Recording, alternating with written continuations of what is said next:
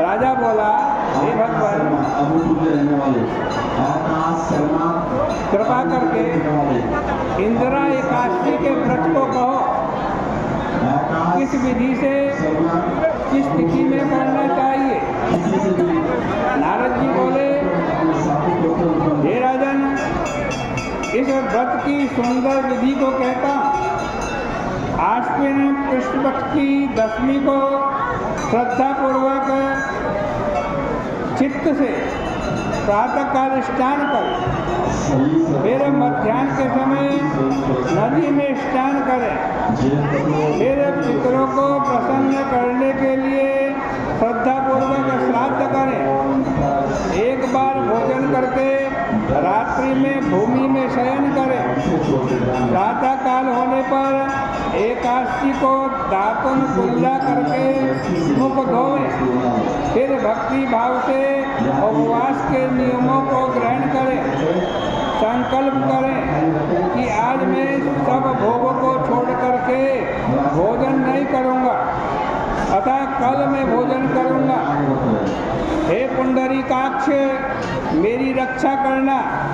इस प्रकार नियम करके मध्याह्न के समय शालिग्राम की मूर्ति के सामने विधि पूर्वक श्राद्ध करके शुद्ध ब्राह्मणों का पूजन करके भोजन करावें, दक्षिणा देवें।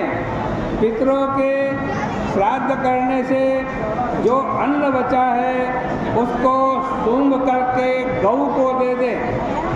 भगवान का गंध पुष्प आदि से पूजन करें। रात्रि में भगवान के समीप में जागरण करें। द्वादशी को प्रातःकाल भगवान का भक्ति से पूजन करके ब्राह्मणों को भोजन करावें। भाई, दोहता, पुत्र आदि के साथ आप भी मौन से भोजन करें। हे राजन, हे भूपते, इस विधि से तुम सावधानी पूर्वक व्रत को करो। ऐसा करने से तुम्हारे पिता स्वर्ग को चले जाएंगे। हे राजन, इस प्रकार कह करके नारद मुनि अंतर ध्यान हो गए। राजा ने विधि पूर्वक इस श्रेष्ठ व्रत को किया। हे कौन्ते, राजा ने रानी, पुत्र और नौकरों सहित व्रत को किया और पुण्य को अपने पिता को दे दिया। इससे आकाश से पुष्पों की वर्षा होने लगी। उसका पिता गरुड़ पर बैठकर स्वर्ग में चला गया।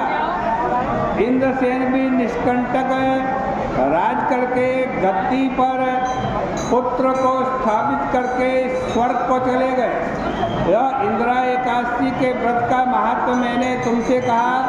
इसके पाठ करने और सुनने से मनुष्य सब पापों से छूट जाता है। इस लोक में वह सभी सुख भोग कर अंत में विष्णुलोक को जाता है। इस प्रकार से श्री ब्रह्मवैवर्त पुराणे आश्विन कृष्ण इंदिरा एकादशी व्रत महात्मा श्री कृष्णार्पणमस्तु। इस व्रत महात्मा की कथा के पुण्य को भगवान के चरणों में अर्पित करते हैं।